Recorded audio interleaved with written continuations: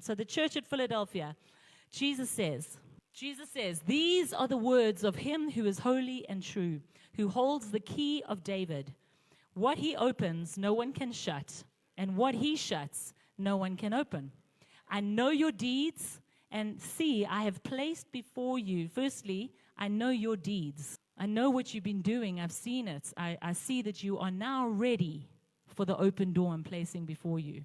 I know your deeds, and see, I have placed before you an open door that no one can shut. We spoke at the beginning of the year 2024, the year of doors. Amen, in Hebrew. So the other place this was mentioned was in the Old Testament, in the book of Isaiah.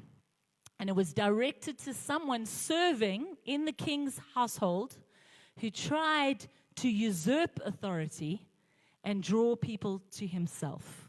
He was serving the king, but he was in serving, tried to usurp that authority and make a big name for himself. His name was Shebna.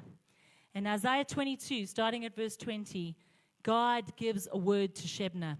And he says, in that day, I will summon my servant Eliakim, son of Hilkiah. I will clothe him with your robe and fasten your sash around him and hand your authority over to him. He will be, so key of David, authority. You're seeing this. He will be a father to those who live in Jerusalem and to the house of David, and I will place on his shoulder the key to the house of David. What he opens, no one can shut, and what he shuts, no one can open.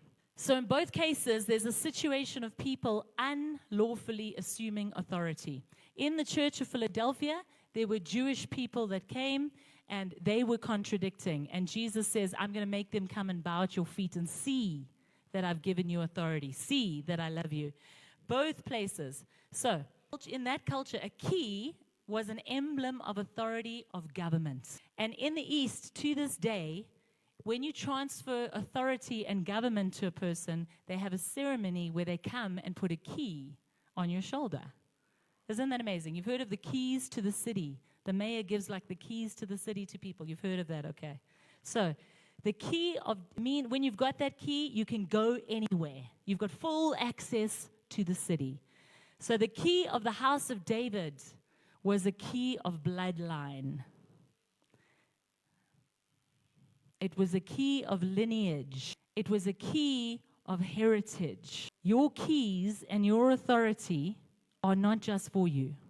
It's to break the generational curses, the generational cycles. It's a key to a bloodline, authority in a bloodline, okay? David was a prophet. He's where the line of David was where Jesus came from. Okay, the house of David. It was a key to destiny. David was a prophet, priest, and king, and a type and shadow of Jesus and the true sons that would follow Jesus. He was a shadow of that. We are the true sons that follow Jesus now. Amen?